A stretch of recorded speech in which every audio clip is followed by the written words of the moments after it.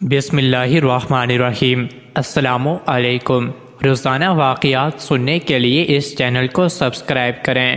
حضرت ابن عباس رضی اللہ عنہ فرماتے ہیں کہ ملک شام میں ایک یہودی پادری رہتا تھا۔ وہ ہفتے کے دن تورات کی تلاوت کیا کرتا تھا۔ ایک مرتبہ اس نے تورات کھولی تو 4 مقام پر ہمارے پیارے نبی حضرت محمد صلی اللہ علیہ وآلہ وسلم کی تعریف و توصیف دیکھی۔ یہودی نے وہ جگہ کاٹ کر جلا دی۔ اگلے ہفتے تورات کھولی تو 8 جگہوں پر حضرت صلی اللہ علیہ وآلہ وسلم کی نعت و توصیف کا ذکر پایا۔ اس نے یہاں سے بھی کاٹ کر جلا دیا۔ تیسرے ہفتے دوبارہ تورات کھولی تو 12 مقام پر یہی تذکرہ موجود پایا۔ اس نے سوچا کہ اگر میں یوں ہی کرتا رہا تو ساری تورات ہی اس تذکرے سے پر ہو جائے گی۔ وہ اپنے ساتھیوں سے پوچھنے لگا کہ محمد صلی اللہ علیہ وآلہ وسلم کون ہیں؟ انہوں نے جواب دیا کہ ایک جھوٹا شخص ہے، معاذ اللہ، بہتر یہی ہے کہ تو اسے دیکھے نہ وہ تجھے دیکھے۔ یہودی پادری کہنے لگا، موسیٰ کی تورات کی قسم، مجھے اس کی زیارت سے نہ روکو۔ ساتھیوں نے اجازت دے دی۔ یہ اپنی سواری پر سوار ہوا اور دن رات منزل بمنزل چلتا رہا۔ مدینہ منورہ کے قریب پہنچا تو سب سے پہلے حضرت سلمان فارسی رضی اللہ عنہ سے ملاقات ہوئی۔ انہیں بہت خوبصورت دیکھ کر سمجھا کہ یہی محمد صلی اللہ علیہ وآلہ وسلم ہیں۔ حالانکہ تب آپ صلی اللہ علیہ وآلہ وسلم کو دنیا سے رخصت ہوئے 3 دن گزر چکے تھے۔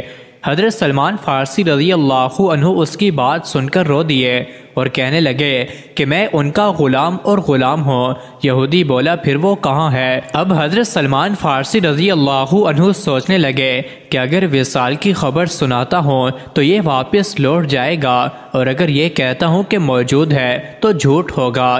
بالآخر کہنے لگے کہ میں تجھے حضور صلی اللہ علیہ وآلہ وسلم کے صحابہ کے پاس لے چلتا ہوں۔ مسجد میں آئے تو صحابہ سب کے سب غم کی تصویر بنے ہوئے تھے۔ یہودی نے یہ سمجھ کر کہ حضور ان میں ضرور موجود ہوں گے، السلام علیکہ یا محمد کا کلمہ پکارا، جس سے صحابہ کرام میں ایک گہرام مچ گیا اور سب آہو بکا کرنے لگے اور اس سے پوچھنے لگے کہ تو کون ہے جس نے ہمارا زخم تازہ کر دیا؟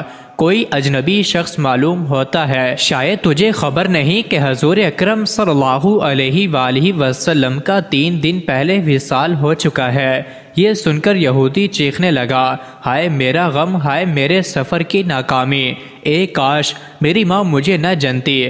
اگر جن دیا تھا تو میں تورات نہ پڑھتا، وہ بھی پڑھ لی تھی تو کاش آپ کی تعریف و توصیف پر نظر نہ پڑتی۔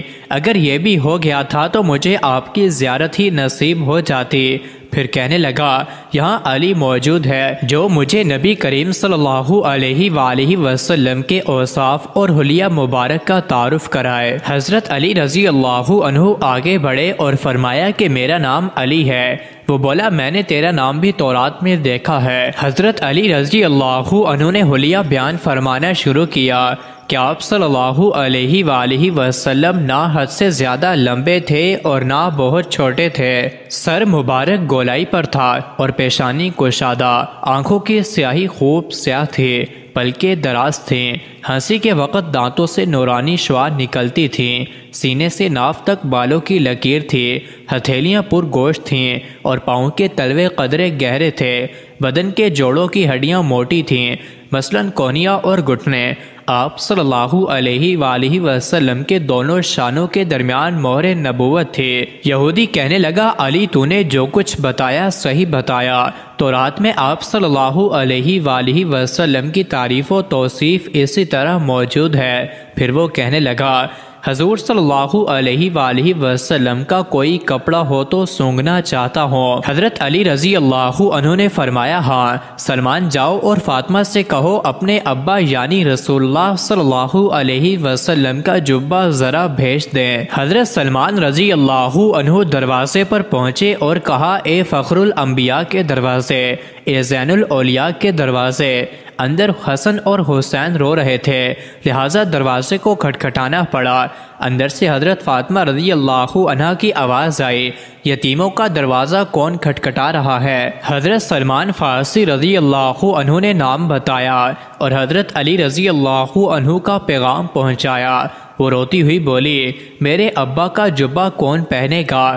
حضرت سلمان رضی اللہ عنہ نے سارا قصہ سنا دیا۔ آپ رضی اللہ عنہ جبہ نکال لائیں جو 7 جگہ سے کھجور کے ریشے کے ساتھ سلا ہوا تھا۔